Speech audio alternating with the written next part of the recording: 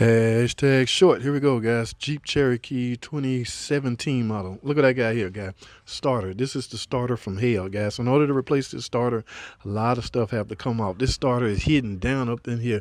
Now, this car came in as a no crank, okay, by banging on the top of the solenoid, which is this right here a couple of times.